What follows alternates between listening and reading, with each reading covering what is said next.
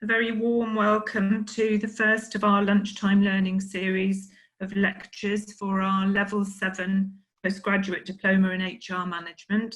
Today's lecture, What Use is Leadership and Management Theory, is being delivered by Nicky Adams, Senior Lecturer from the University's Business School. Thank you very much to everybody for joining us today. My name is Paula Harrison and I'm the Coordinator of University Centre Telford, which is one of 3 regional learning centres of the University of Wolverhampton. I'm joined by my colleagues Nicky Adams and also Trevor Humphreys, who is the coordinator of the Stafford Centre. So just before I introduce Nicky formally and hand over to her, I just wanted to explain that there will be opportunities to ask questions throughout the lecture and possibly at the end of the lecture as well. And that's via the Q&A button. If you're using a laptop or a desktop, the icon is on the bottom of your screen in the middle. And if you're using a mobile, it will be in the top right-hand corner. So we're delighted to welcome Nicky for her lecture today. She is the course leader for the Level 7 Postgrad Diploma in HR Management, which is offered at our city campus in Wolverhampton, as well as at our centre in Southwater in Telford. And it will also be offered at the Stafford Centre from January 2021. Nicky's teaching experience is in the areas of leadership, HR and learning and development in both further education and higher education, and involves working closely with awarding bodies such as the CIPD and CMI. Nicky teaches in a variety of areas, including elements of human resource management, learning and development, business ethics, and coaching and mentoring. So a very warm welcome, Nicky. Thank you very much, and I'll hand over to you. Thank you, Paula. Hopefully everybody can hear me. I'm going to share the slides now with you, and welcome to today's lecture about what use leadership and management theory is. And I think the really important thing is for me, when I'm teaching at this level, is to help people understand that there is a really robust link between theory and practice. And the purpose of today's session is really to help you understand some of those links and what they might look like. Oh, excuse me for the frog. So I want to start off with a little bit about me and the course, just building on what Paula said. Then we'll talk about leadership and management, look at some theories and consider some of the similarities and differences. So as Paula's already said, I'm Senior Lecturer in Human Resources and Leadership at the University of Wolverhampton. I'm course leader for our postgrad diploma. I've got lots of experience of working with the CIPD, who are the awarding and professional body for people who work in HR. And my background in business is predominantly in manufacturing and in running my own learning and development consultancy. And I've worked in a number of environments. And the CIPDs, the Chartered Institute of Personnel and Development, oversee really the profession in terms of how HR functions, providing guidance and support for good human resource development practice and those kinds of things. And its courses are important because they ensure that people who work in HR have that understanding of what needs, of what good practice looks like. But they also provide qualifications through a variety of routes, universities being one, whereby professionals can develop their levels of membership within the CIPD, and actually to get a good job with career progression in HR, then CIPD membership at chartered level, which is what the Level 7 allows you to get, is really important. Paul has talked about the qualification and study opportunities at City and at Telford and at Stafford, but really it's mostly, although the qualification is useful for people who work in HR, I might say critical, it's also really helpful for people working in strategic management or working towards strategic management posts, because it really gives you a good understanding of the different aspects of working with people in a business. So I'll hand over now to Paula to talk a little bit about what happens at the University Centre Telford. Okay, so as I said, we're based at Southwater, and we're on the 3rd floor of the Southwater building, which is in the heart of Telford. We offer a range of University of Wolverhampton courses, which includes Nicky's course, and we've just seen some year 2s go through the course very successfully, and we will be offering it from September onwards. We also offer another professional course, which is the Chartered Institute of Marketing certificate, which is at level 4. We are in partnership with Telford and Wrekin Council and with Telford College, and we offer Telford and Wrekin Council's Learn Telford post-compulsory education courses, and there are 2 routes for that. So that's for people who want to teach in the adult learning sector. We also offer a BA top-up in special educational needs, and we also run some courses on behalf of our partners. So we offer a foundation degree in health and social care from Telford College, and some courses on behalf of Learn Telford, ESOL particularly. We offer bespoke information, advice and guidance on higher education, and that's for drop-in, booked appointments with a guidance advisor. And then we also have the Aspire to 8G project for older learners based at the centre, and the project officer advises mature learners. We offer business support and run events, and offer one-to-one business advice from the centre. We work in partnership with lots of different organisations across Telford and run community engagement events and take part in them. We have a programme of public lectures, and recently they've all been on Zoom and attracted a global audience for subjects like witchcraft, voodoo, sport, well-being. So they've been hugely successful, and they enable people from all across the world now to engage with our academic staff. And lastly, we consult with our stakeholders and communities and members of the public to assess and define local demand, and we're currently market building to expand our course offer for 2020-2021. So I'll hand over to Trevor now to talk about the Stafford Centre. Thanks, Paula. Hi everyone. So we're very similar to what is based over at Telford. We're obviously over in Stafford. We're in Staff's Place 2A, just right by the County Council buildings, across the way from the library. And we run very similar stuff to what Paula does over at Telford. So we have our public lecture programme, workshops, taster sessions. What we do is a load of adult leisure short courses, so languages, British Sign Language, digital media, digital photography, all those sort of short courses that run at the centres as well. We do the undergrad, postgrad, professional development. So as Nicky mentioned, we're doing the level 7 HR in January, CIM certificate, professional and digital in January as well, and also the foundation degree working with children in primary ed. We also do a lot around business support. We have our own business support programme running at the moment with Stafford Borough Council. So again, that's something that anybody who's looking at starting their business, then they can look at that. And I say we're just with the university arm in Stafford and try to integrate as much of into the community as we can, really. So it's great to be able to offer these sort of courses that Nicky runs at the university on our site. So really it's a local offer for local people that may not be able to travel to either Telford or Wolverhampton.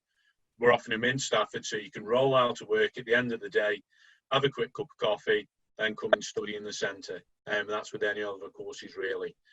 And I think that's about it from me, and I'll pass you back over to Nicky. Thank you, Paula and Trevor. Okay, so let's look at leadership and management. Are they similar or different? If you've got any comments, I'll be asking you for your views and some questions as we go through, which Paula will be kindly managing as we go along. So what I'd like you to do is if you'd like to contribute or to engage, is to pop your comments or questions in the Q&A. And I'd like you to think about whether you think leadership and management are similar or different, and to comment on that as we go. So leadership then is described, this is from Bratton et al., and these are fairly generic views that I'm sharing with you.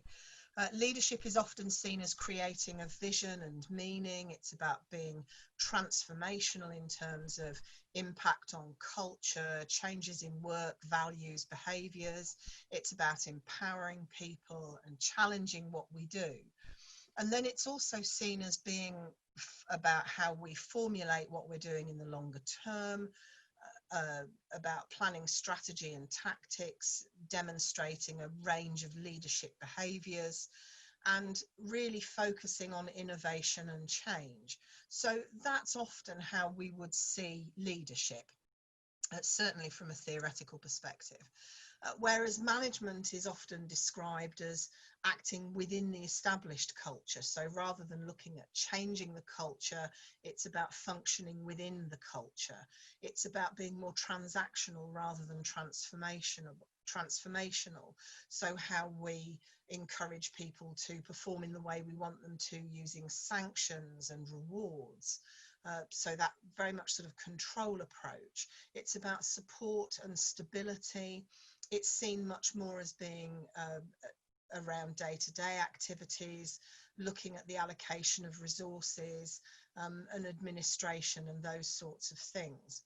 And those are very often seen by writers around leadership and management theory as being the fundamental difference between the two. So are these a fair description of the roles of managers and leaders you have contact with? What are your views? Paula, is there anything there in the Q&A for us to talk about on this? There is a comment from someone saying leadership is crow's nest stuff, management is scrubbing the decks. I think they are very different, but many do a combination of both. Right. And one of the questions, that's interesting, one of the questions I often ask my students is, which do you think is better, leadership or management? And lots of people will say leadership, we really need leadership. Leadership's really important. It's much more exciting than management. And that may be true. But actually, if I'm so busy focusing on the big stuff that I can't manage things so that you all get paid at the end of the month, then you might be tempted to take a slightly different view about the relative importance of management and leadership. And I think sometimes it's worth recognizing that a lot of our views about leadership and management are influenced by leadership theories. And I'm not, and this is quite a personal view, I'm not necessarily convinced that that's always reflected in the reality of what happens in leadership and management activities in workplaces, certainly from my experience of being led and managed and having done the job as well. Any final comments in the Q&A, Paula, before I move on? No, that's all for now, Nicky, thank you. Okay, Brill, thank you. So I'll move on. So where did all of this stuff start? Well, management theory and the practice that comes from it really evolved at the latter part of the 19th century, when large industrial organisations started to emerge from what had previously been small cottage industries. And the contribution to this theory has been both through practicing managers and social scientists. And just at the bottom here, you can see a range of classical approaches. So we start off with scientific management, which, as you're probably aware, is mostly really relating to F.W. Taylor, who looked at piecework and saw money as a key motivator.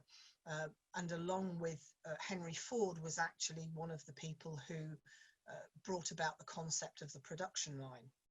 From Taylor, we move into Fayol's management principles. Fayol very much saw management as directing and controlling what people do and the processes and how things function. Then Max Weber came along with his idea of bureaucracy. And although we tend to think of bureaucracy as being quite a negative term today, Weber's view really was that he saw bureaucracy as a way of ensuring parity and equity, a way of making sure that person A didn't get a better opportunity or better service because they happen to know somebody in the organisation than maybe person B did. So although we tend to see it as quite a negative thing, that's not how Weber intended it initially, certainly. Then we start to move towards sort of getting to early to mid 20th century theories. Mayo did quite a lot of work in human relations in the Hawthorne works in the USA, and what Mayo's research showed us is that actually if we focus on people, they tend to be more productive, they tend to engage more.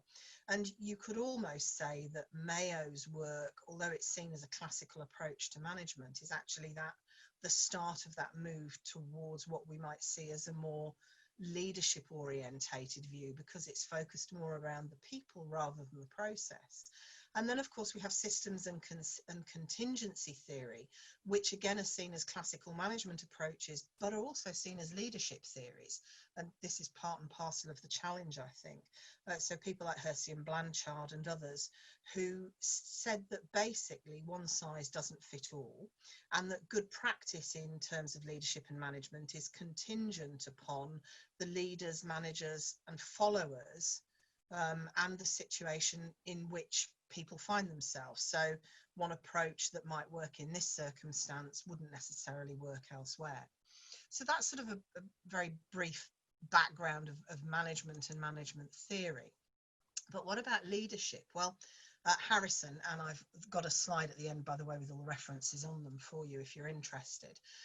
Harrison comments that leadership is an elusive concept without an agreed definition. And I think for me that really sums up one of the challenges here.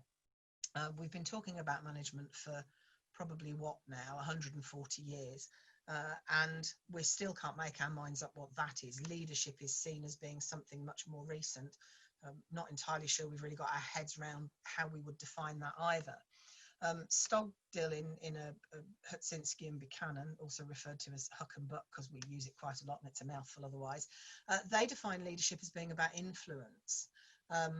Other people talk about, again, influence. So Robbins, Judge and Campbell talk about influencing people. And Gill offers a range of definitions. If you're looking for a good textbook on leadership, actually, the Gill is quite a useful one. The Leadership Trust talk about leadership as being using our personal power to win the hearts and minds of people to achieve a common purpose. And leadership, then, Gill summarizes as saying showing the way and helping or inducing others to pursue it. I'd be really interested for you to comment in the Q&A for discussion a little bit later on, maybe. How do you feel about some of that language about us using personal power and inducing others to pursue the way? Is that language that you're comfortable with? Does that how do you feel about that ethically? How do you feel about those particular words? Are they okay or not in terms of your view around how we talk about leadership and what we should be doing with it? So here are some leadership theories then. So these have sort of moved on from management theories around about the mid-20th century.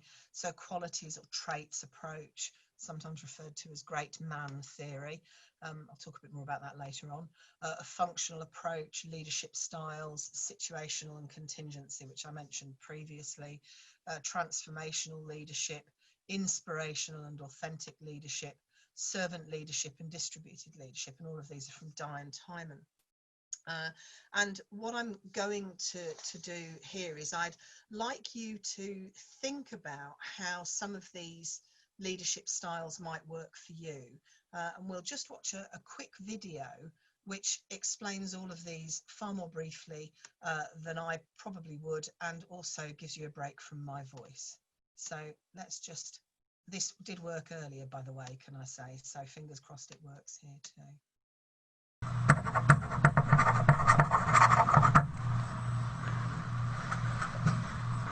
Kurt Lewin, the renowned psychologist and researcher, said it well. There's nothing so practical as a good theory. Well, how about 10 good theories? To improve your ability to lead, here are 10 of the best-known leadership theories in 5 minutes. First are what was originally called the great man theory. It postulated that great leaders are born, not made. You either have it or you don't. And then it tried to identify the set of attributes that all of these natural-born leaders have in common. While it's now become clear that leadership is actually learnable, there's indeed truth to the notion that some people inherently have more leadership gifts than others. So this was a good start. It spawned something called the trait theory of leadership, a line of research that examines which individual characteristics we should pursue to lead effectively. The upside is that it's easy to understand. Be like this and people will follow you. But the downside is that it's identified dozens of traits, and no single set has emerged as the ideal for all circumstances, so it can be overwhelming to attempt. Somewhat related is the skills theory of leadership. Just like trait theory, it tries to identify a set of key attributes, but in this case, practical skills rather than just general qualities of a leader. The bottom line on this one is, if you want people to follow you, you need technical skills in your field. That is, you need to be good at what you're doing so you have some credibility. You need people skills like persuasion and diplomacy and affability. And you need conceptual skills, the ability to see the big picture and to think strategically. Next, there's the theory that leadership style is the key to success. Styles like be autocratic and demanding, or be democratic and participative, or be laissez-faire and leave people alone. Probably the best-known style-based theory is called the managerial grid. Adopt a leadership style that's both people-friendly and uncompromising on performance. It's a solid foundation, but there's a bit more to leadership effectiveness. That's where these next couple theories came from. Situational leadership theory argues that there's no one-size-fits-all model. Certain traits and skills and styles fit better in one situation than another, so the leader must adapt. For example, coaching a high school boys team may imply a somewhat different approach than coaching high school girls. Same objectives and standards perhaps, but to get great results might require more of a disciplinarian for the boys, but a highly relational coach for the girls. A closely connected idea is called the contingency theory of leadership. Whereas the situational leadership approach assumes that the situation is static and the leader should adapt to it, the contingency theory assumes that the leader's default style is also pretty much fixed. Maybe he's more task-oriented than people-oriented. So the trick is to fit the right leader to the situation. Bottom line, effective leadership is contingent on matching the leader's style to the setting. In the coaching example, it would mean to find and install the right coach, rather than hoping the current coach will adapt his or her style to the situation. Transactional leadership and transformational leadership are two theories that we can consider together. As the term implies, transactional leadership means that there's a reciprocity of behavior between the leader and the follower. People will follow based on the incentives in place. So the leader's job is to find the right mix of rewards and punishments, and then closely monitor what's going on. The theory of transformational leadership, by contrast, says that leaders gain buy-in and commitment not so much from the quid pro quo approach as they do from encouraging their followers, caring for them, inspiring them toward a vision. In short, they get results by proactively transforming the environment and the relationships, cultivating followership, rather than paying for it or punishing non-compliance like the transactional leader does. Leader-member exchange theory is a bit like transactional theory because it suggests that leadership is basically about a fair exchange between the leader and the led. But it goes further to say that the exchange creates an in-group and an out-group with respect to the leader. And that, in turn, affects people's performance and willingness to stick around. In a way, it's just like being back in high school. There was the in crowd, and then there were the rest of us, and that can have some dysfunctional consequences. So the theory suggests that leaders may want to address their tendency to alienate people. And then there's servant leadership theory, which is kind of a blend between transformational and transactional leadership. Boiled down to its essentials, it says that if a leader makes a priority of identifying and meeting followers' needs, serving rather than being served, that leader creates an environment of trust and cooperation and reciprocal service, and ultimately higher performance. It's been popularized in recent decades by many researchers, but it goes back a lot further than that. Much of Jesus' influence, for example, was and still is a result of compassion and service and sacrifice. People follow out of love and gratitude rather than out of compulsion or fear. All right, that's 10 of the major theories in leadership, and there are important truths in each. The better you know them, the better you're likely to lead. So, as you can see, there are 10 theories there. Just a really brief trot through all of them. And I now just wanted to talk a little bit more about servant leadership. Distributed leadership, getting confused. Distributed leadership is a comparatively new concept, and predominantly the research around it has been in academic environments, and it's recognized that it's something that's prevalent in educational academic environments because you often have people with quite a diverse range of skills. And it would be interesting to hear any comments from anybody, again, in the Q&A, as to whether you've had any experience of distributed leadership, or whether you think it might be something that might work in your organisation if it's something you haven't come across. And one of the benefits of distributed leadership is that it gives lots of opportunities for different people to become involved in leadership roles and activities. So we're able to pull on the different skills and experiences of different people to support different aspects of what needs to be done in the organisation and how we support change and those kinds of things. It's also often seen as an alternative to what we might see as a very traditional Western individualistic view of leadership, which we see in things like trait theory, because it's much more about leadership being the responsibility of the whole group or more than one person within the group. And it focuses very much on environments where leadership and other activities can be achieved when they are actually engaged in by other people. And those people themselves are not necessarily in a traditional leadership role.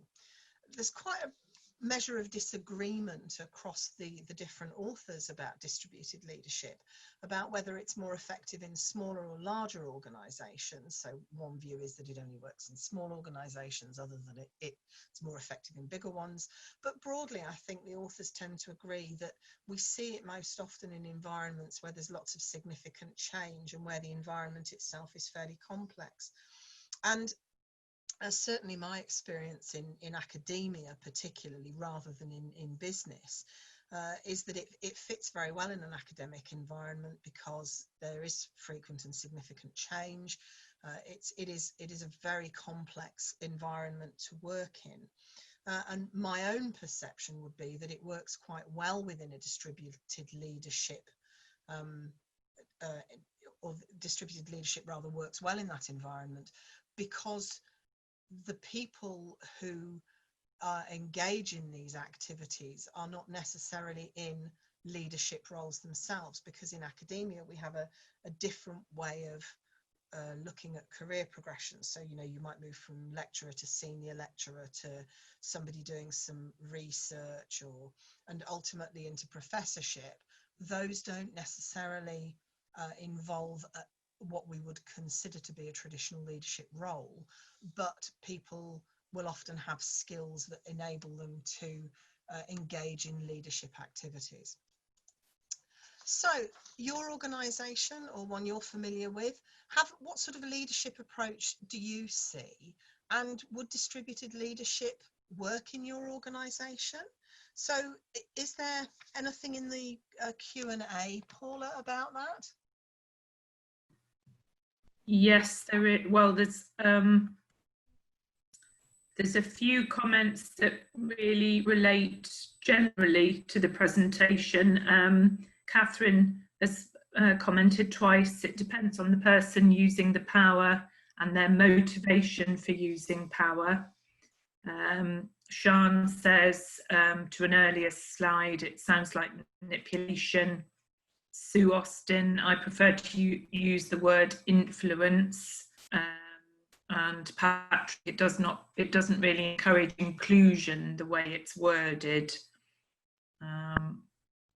So as I say, some of those were sort of more general. Can I just comment on those before we talk about anything more specific? I think those are all really interesting comments. Thank you, and observations. And I would absolutely agree with that. I find myself, when I read the literature around leadership and management, I find myself constantly thinking sometimes how outdated it is, and how much it lacks inclusion, how really gendered it feels to me as well. And it's interesting to note that the vast majority of sources that you cite around leadership and management are also male. So I think one of the things for me about leadership and management theory and its usefulness is maybe also reflecting on that element of it, so that when we lead and manage, we don't have to take those views, that lack of inclusion, that feeling of manipulation, we don't have to take that into our own leadership and management practice. We can acknowledge that it sits there in the theory and then look at better ways of delivering it. So I think that's one way in which I kind of answer my own question, which is, what use is leadership and management theory? Thank you, Paula. Anything in particular about distributed leadership? Rebecca says that she teaches health and social care in a sixth form college, and she says our manager gives us teachers leadership roles, for example, in charge of different groups of learners to monitor attendance, etc. I think it's important for managers to promote leadership in their teams. Yeah, I think that's a really great example of where we see distributed leadership in academic environments, in educational environments.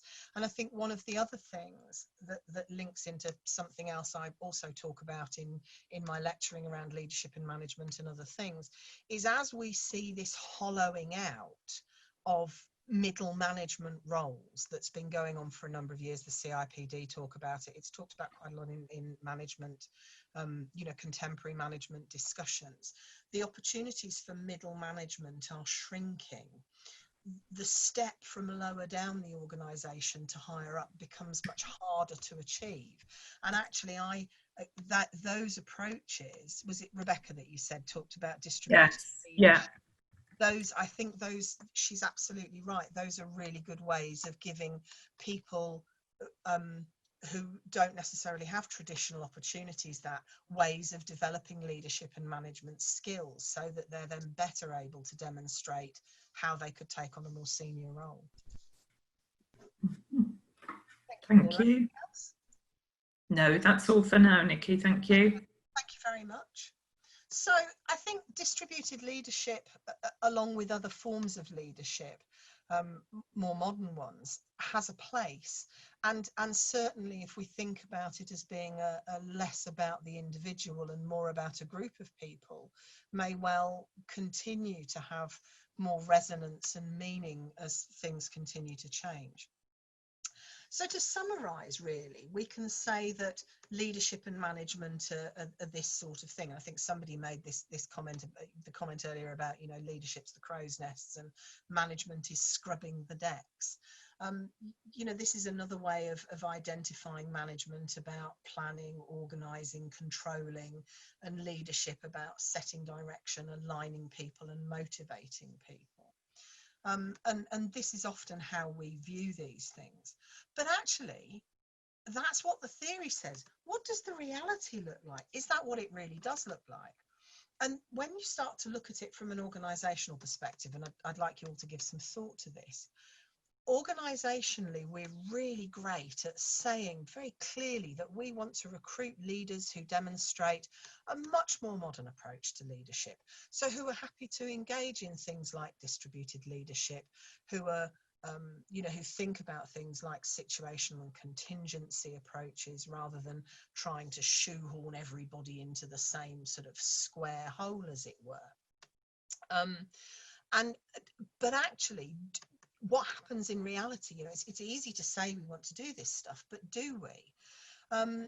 Because usually when we talk about demonstrating more modern approaches to leadership, we're looking at things that are different from theories like great man theory. which, as it said in the video, you know, is based on the view that leadership is about having qualities like persuasiveness, commanding personality, lots of intuition, judgment, intelligence, and a degree of aggressiveness. And, you know, great man theory says that these cannot be taught or learned, but are inherent. And if you look at the title Great Man Theory, then clearly they are seen as inherently male. And if you do any reading around contemporary views in leadership and management, certainly some of the statistics, you'll see that actually there's starting to be a real move towards recognizing that these are not necessarily always the most productive or even lucrative ways of running your business. I came across an article just yesterday, I think it was, that said that there are only 13 female CEOs in FTSE 350 companies, and that there is significant evidence that having a larger proportion of women on the board actually increases the value of these businesses, increases their profitability, their turnover, and you know, that's just one demonstration of how diversity in our approach to leading and managing can have an impact. That's just looking at gender. That's not even looking at other elements of diversity that we might want to think about. But in spite of the fact that we might say organisationally we want to do things differently, for lots of us, these traits are still how we perceive a leader as, you know, needing to be. So people, usually men, demonstrating these traits are those to whom we find leadership is offered. This is something that's referred to as implicit leadership theory. And then when we combine this with something called romance of leadership, this just kind of compounds it. So romance of leadership is where we over-attribute success or failure to one particular person. And the best example of this is football managers. You know, I don't know how many of you are football fans out of there, and I have to be honest and say, you know, my knowledge of football is fairly limited. But you hear about it on the news all the time. Oh, you know, Team X lost 5 games on the trot. The manager gets booted. Well, if you stop and think about it, how realistic is it that one person is responsible for at least 11 other people not doing what they ought to be doing? How much of that responsibility actually lies with those 11 or more people? So romance of leadership actually encourages us to put all of this responsibility onto one individual. We tend to do this more when times are uncertain. So you might like to think about whether you've seen this. And again, if you want to comment, you can pop something in the Q&A. So there are some strategic key tasks in the strategic planning process. And these are directly related to leadership. You know, these are seen as leadership tasks. Analysing the environment, identifying resources, reviewing options, choosing it, making sure that we have the right resources aligned with the strategy, making sure that our resources work towards that, and responding to unexpected events. But if we go back a few slides, actually are these leadership or management tasks?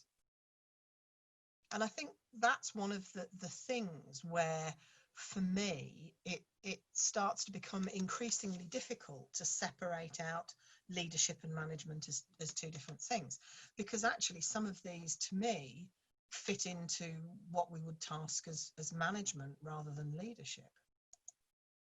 So what is leadership? Well, in summary, you can say that we can either subscribe to the view that there's a difference between the two roles. So people like Cotter, Zalesnik, Bennis and Nanas, who are probably one of the most quoted authors on this, you know, leadership.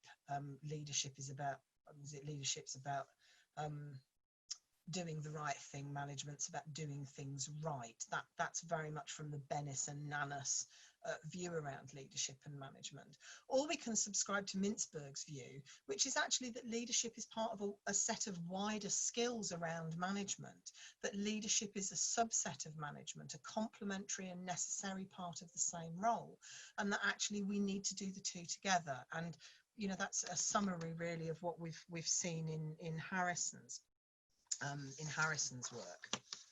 So what I'd like to really then to ask you is to think now about, what did you think about this at the start of the session about leadership and management? Were they different? Were they the same? Do you still have the same view? Has anything changed for you? anything in particular you've thought about.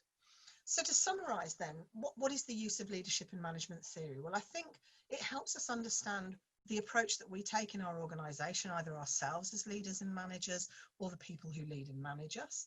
And that then helps us identify if there are other better or more appropriate ways to doing this. So if we have a tendency to look at, romance of leadership in our business, or to think that traits are the best way, inherently male traits are the best way of appointing leaders, then perhaps we can go away and challenge that view and think about whether there are other things we ought to be doing. If we understand the theory, it can help us avoid some of these pitfalls like romance of leadership. And then we can engage in making some active choices to changing how we actually undertake leading and managing in our organisations. So that instead of keep following on this cycle of doing the same thing and wondering why nothing changes, we can maybe start to make some changes to how we lead and manage, to have a bit more insight into how we do it, and to think about what we could do differently in the future that might change things for us. There's your reading and references. As you can see, a number of different sources there that I've pulled from. And now, any questions? So I'm going to stop sharing my screen if that's okay, Paula, because I can't see anything. So that's fine. So we've got some comments again. So from Anonymous, my perception of distributed leadership is about you taking responsibility for self and others to create a cohesive and positive working environment that gets results, but not necessarily in a traditional manner. Yeah. And I think that's the thing, is when you read about distributed leadership, because so much of the research has been done in academic environments, it feels to me, when I research leadership and management, like quite a new way of looking at things. So I think that's one way of looking at it, and I suspect that others will probably come from that as time goes on. Yeah, thank you, Nicky. Tracy says, I feel that the terms commanding, judgment and aggressiveness are seen as outdated traits within effective leadership in today's environment. I would like to agree with you, but I have to say, when I talk to the number of students that I do, all of whom work in, fairly senior positions,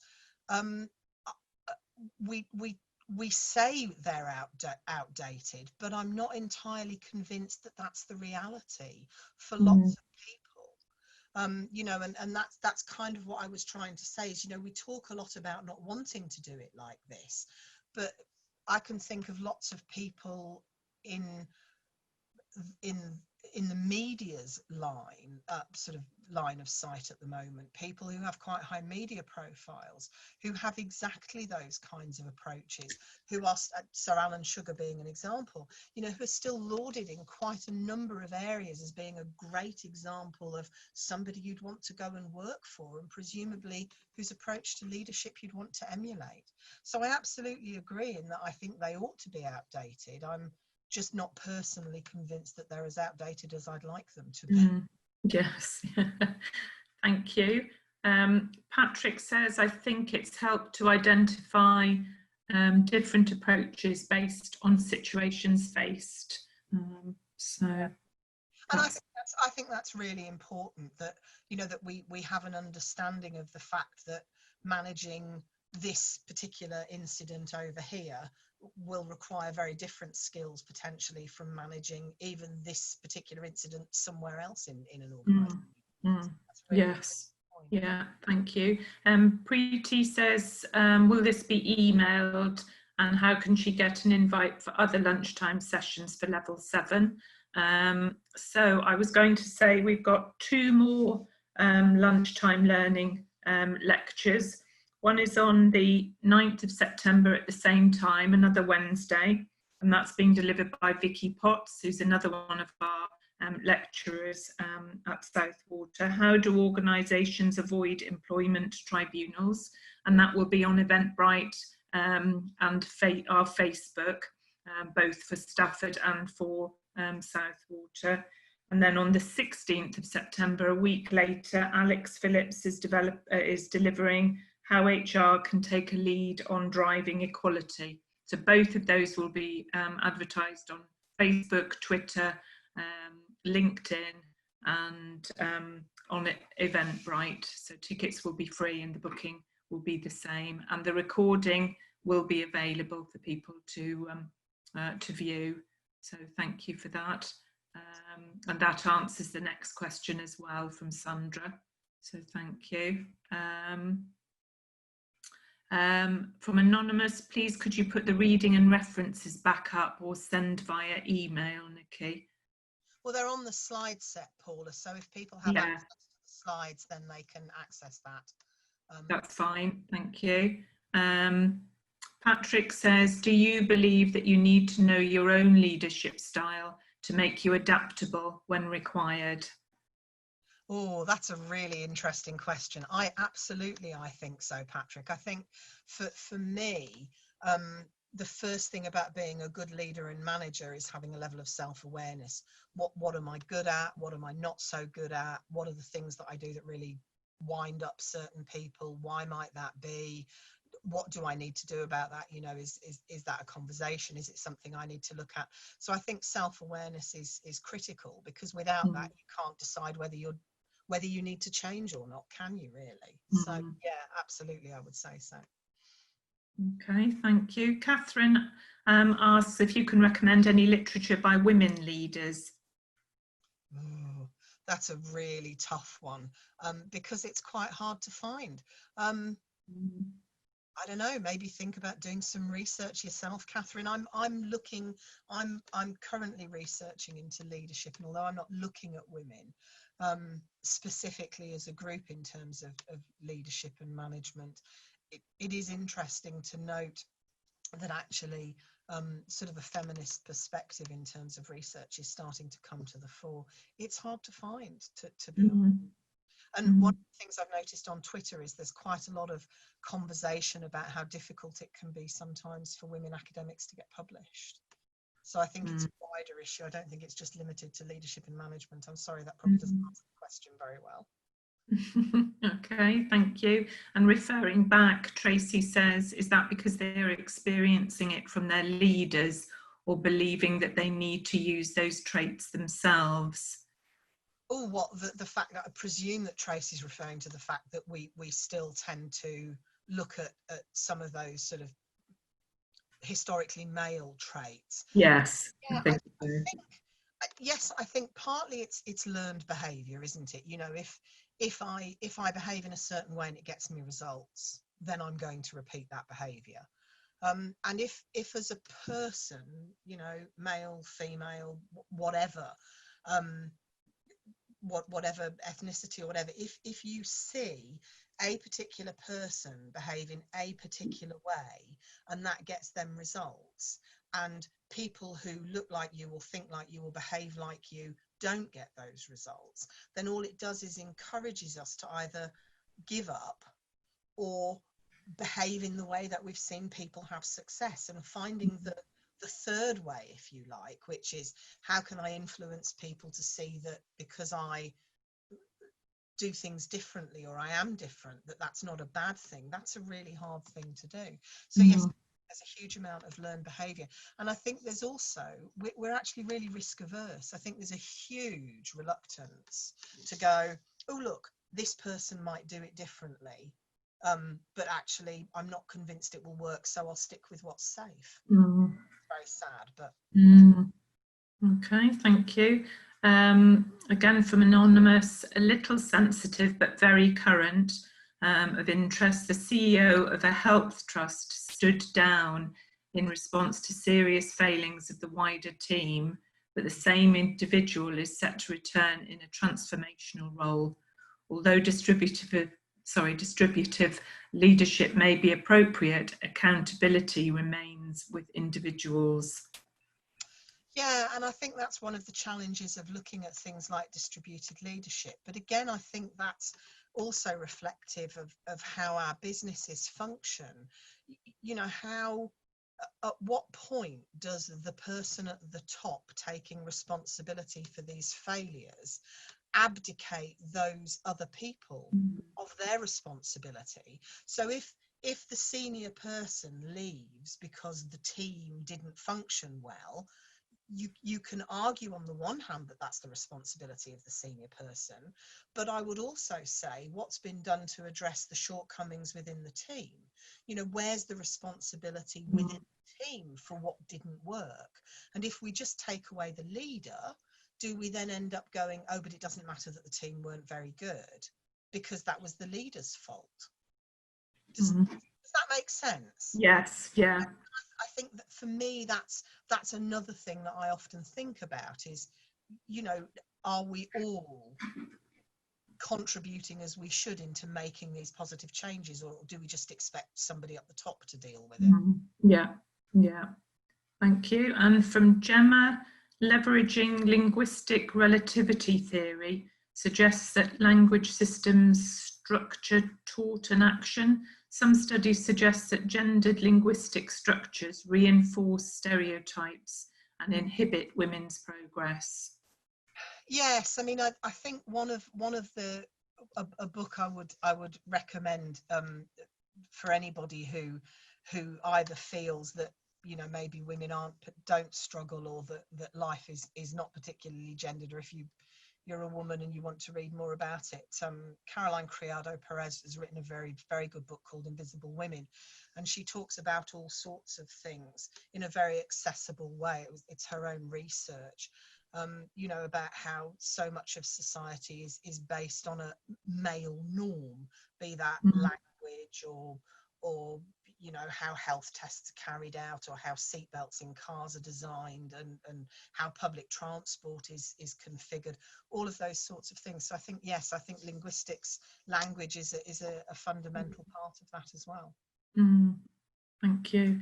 And then just a couple of comments saying thank you very much for answering questions from Patrick, Catherine and Anonymous, and they agree with your responses.